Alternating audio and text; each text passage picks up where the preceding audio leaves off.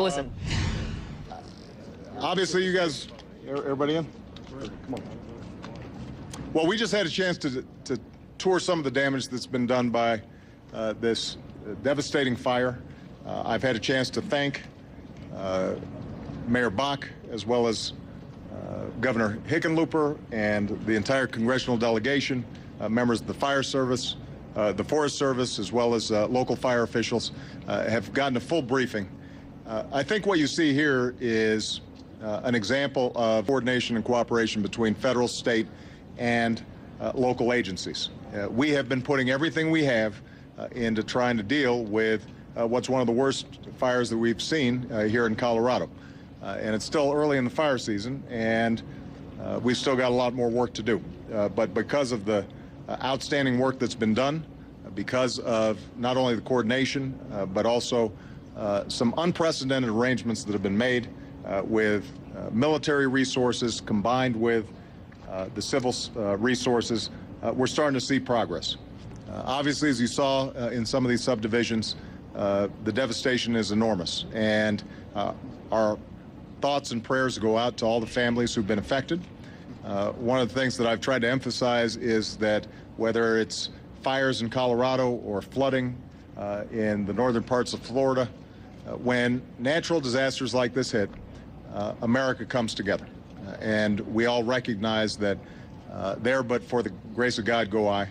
We've got to make sure that we have each other's backs. And that spirit is what you're seeing in terms of volunteers, in terms of firefighters, in terms of government officials.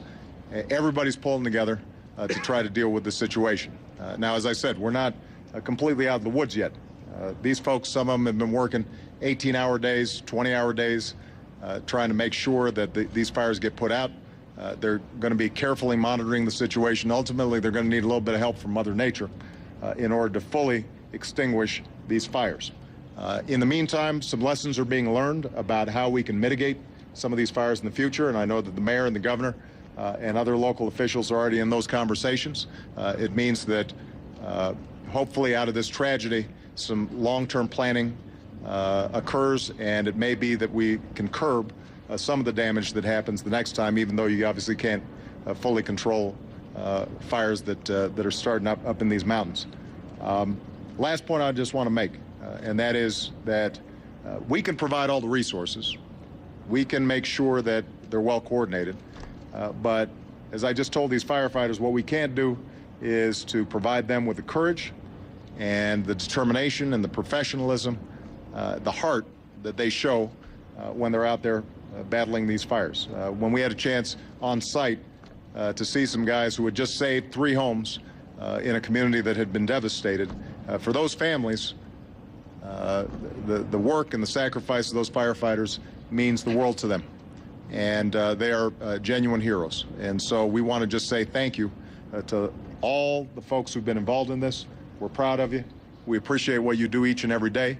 And so for folks all around the country, I hope you are reminded of how important our fire departments are, our Forest Service is.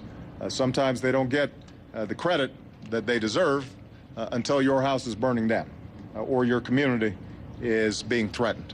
And you have to understand they're putting their lives at risk to save us and to help us. We've got to make sure that we remember that 365 days a year, not just when tragedies like this strike. So thank you very much, everybody.